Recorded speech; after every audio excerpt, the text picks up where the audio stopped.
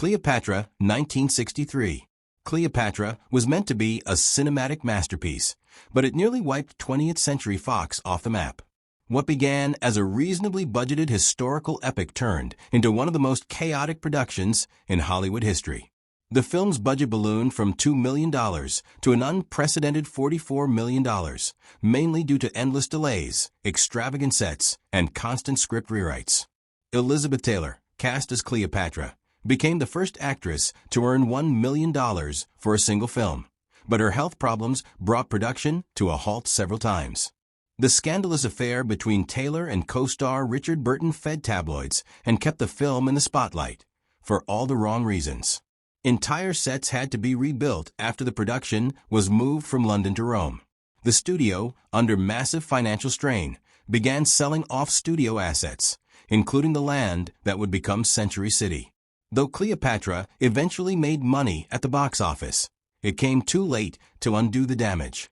The film almost single-handedly bankrupted Fox and became a cautionary tale about Hollywood excess gone wrong.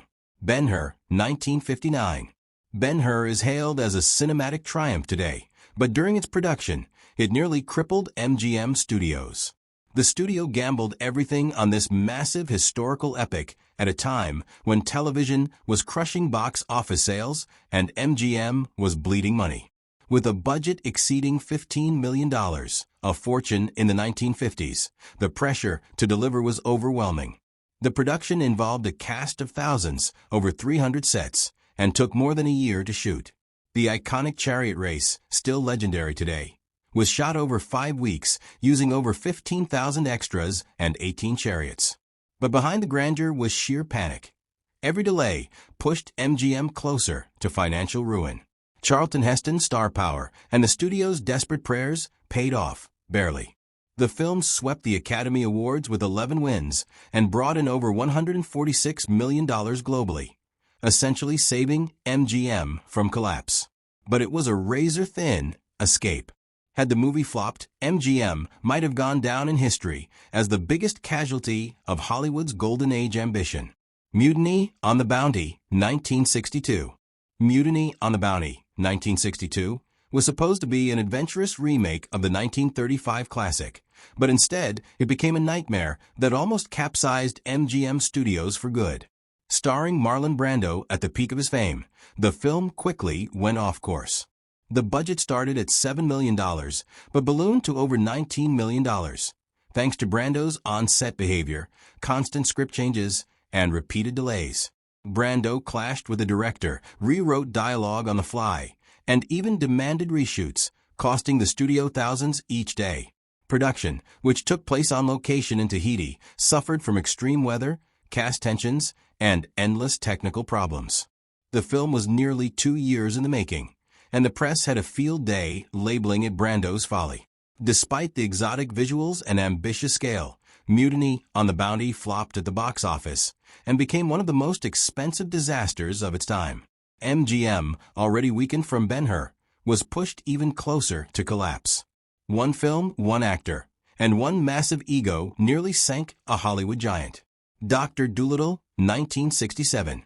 Dr. Doolittle, 1967, was supposed to be a whimsical family hit, but instead it turned into one of the most catastrophic flops that nearly bankrupted 20th Century Fox again. After barely surviving the financial disaster of Cleopatra, Fox bet big on this musical fantasy, pouring $17 million into elaborate animal training, special effects, and massive sets. But the biggest problem? Rex Harrison. The actor, known for his ego, fought with nearly everyone, including his co-stars and even the animals. Production delays piled up as dozens of trained animals refused to cooperate. Sets were repeatedly damaged by weather, and locations were abandoned mid-shoot. The film's marketing team tried everything, bribing theaters, faking award buzz, and even fabricating positive reviews. Yet, when the film opened, it was a critical and commercial disaster. Audiences just weren't charmed. The losses were devastating, and Fox, once again, found itself on the verge of collapse. While the film did get a few Oscar nominations, they weren't enough to save its legacy or the studio's wallet. The Fall of the Roman Empire, 1964. Ironically, the fall of the Roman Empire, 1964, almost led to the fall of Samuel Bronston Productions, a once powerful studio that dared to dream too big. With a colossal budget of over $20 million, the film spared no expense. Grand palaces, marble temples, and a full-scale Roman forum built from scratch in Spain. The cast was star-studded: Sophia Loren, Alec Guinness, Christopher Plummer. But even they couldn't save the film from sinking. The movie was long, slow, and burdened by philosophical dialogue that bored audiences. Critics found it visually stunning, but emotionally hollow. Worse, it opened during a time when the public was losing interest in historical epics. The box office return was abysmal, and the losses were brutal. Bronston had put everything on the line, including borrowing millions from investors. The result? Financial collapse. By 1967, the company was bankrupt. The set was left abandoned, and the dream of building a European Hollywood was dead. The fall of the Roman Empire lived up to its name, dragging its studio into ruin with imperial ambition. Paint Your Wagon, 1969. When Clint Eastwood and Lee Marvin signed on for a musical western, what could possibly go wrong? A lot, it turns out. Paint Your Wagon, 1969, was meant to be a quirky, feel-good gold rush romp, but it turned into a production nightmare that almost buried Paramount Pictures under an avalanche of cost overruns. The budget exploded from $10 million to over $20 million, thanks to extreme weather, constant rewrites, and a director who admitted he had never made a musical before. To make matters worse, neither Eastwood nor Marvin could sing, and their performances were painfully awkward. The film was shot on location in the mountains, where roads washed out, sets collapsed, and crews had to helicopter in supplies. Every delay burned through more money. When it finally premiered, audiences were baffled. A musical? With cowboys? The critics weren't kind either. While it made some money, it didn't come close to covering costs. The film's failure sent shockwaves through Hollywood, and studios became terrified of big-budget musicals. Paint Your Wagon wasn't just off-key, it almost bankrupted a major studio. Hello, Dolly, 1969. Hello, Dolly was supposed to be a dazzling return to old-school musical glamour. Backed by 20th Century Fox, the film had everything: lavish sets, sweeping dance numbers, and Barbra Streisand in her first major leading role. But behind the glittering facade was a ticking financial bomb. The studio poured over $25 million into the project, building an entire 1890s New York town from scratch and rehearsing massive crowd scenes for weeks. The problem? Audiences in 1969 didn't want musicals anymore. Tastes had shifted to grittier, more modern films, and Hello, Dolly felt like a relic from a fading era. Despite Streisand's star power and gorgeous visuals, the film underperformed and couldn't recoup its enormous budget. Critics were divided, calling it both charming and overblown. For Fox, already wounded from Cleopatra and Doctor Dolittle, this was another deep cut. The studio's gamble on nostalgia nearly cost them everything. Ironically, Hello, Dolly was later loved by younger generations, but in its time, it was the wrong film at the wrong moment, and it almost sang Fox into bankruptcy. The Greatest Story Ever Told, 1965. The Greatest Story Ever Told was envisioned as a monumental biblical epic by United Artists, but it nearly ended up being the studio's greatest financial nightmare. Boasting an all-star cast including Max von Sydow as Jesus, Charlton Heston, and John Wayne, the film aimed to be the definitive telling of the life of Christ. However, production quickly got bogged down with soaring costs and constant reshoots. The budget swelled to over $20 million, an astronomical sum in the mid-1960s.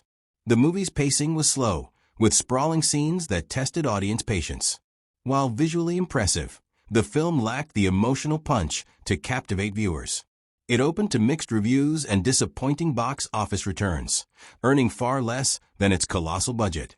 United Artists faced heavy losses, forcing budget cuts in other projects and delaying future productions. Though the movie gained respect over time, at release, it was a financial disaster. The Greatest Story Ever Told stands as a reminder of how even the most ambitious, star-studded films can fail and nearly bring studios to their knees. 55 Days at Peking, 1963. 55 Days at Peking was a grand-scale epic that promised to transport audiences to the turbulent Boxer Rebellion, but its production nearly devastated MGM Studios. The film's budget skyrocketed to over $10 million, a hefty gamble in the early 1960s. Filming took place in Spain and Morocco, where the crew battled harsh weather and logistical nightmares. The cast was packed with stars like Charlton Heston, Ava Gardner, and David Niven, but even they couldn't save the film from its behind-the-scenes chaos. Director Nicholas Ray struggled to control the massive production, which involved thousands of extras and explosive battle scenes that often went off schedule. The studio's financial troubles worsened as delays piled on. When 55 Days at Peking finally hit theaters, the spectacle impressed, but the story failed to resonate widely. Box office returns were modest and couldn't cover the bloated budget. MGM narrowly escaped bankruptcy, but this film became a cautionary tale of ambition exceeding resources, a vivid example of how epic dreams can bring even the biggest studios to the brink. Rainree County, 1957. Rainree County was an ambitious period drama starring Elizabeth Taylor and Montgomery Clift, meant to capture Civil War America with sweeping romance and epic visuals. However, the film's troubled production nearly crushed MGM Studios under its weight. The budget spiraled to over $7 million, a huge sum for the 1950s, due to costly location shoots, elaborate costumes, and extensive reshoots. Elizabeth Taylor's health problems caused further delays, forcing the studio to spend months restarting production. Despite its lavish scale and star power, Rainree County opened to lukewarm reviews and failed to draw the audiences MGM hoped for. The box office returns were disappointing, leaving the studio struggling to recoup its investment. This costly misfire came at a time when the studio system was already under pressure from television's rise. Rainree County became a symbol of Hollywood's fading golden age, where even the brightest stars and grandest stories couldn't guarantee success, and studios faced the harsh reality of escalating risks and shrinking rewards.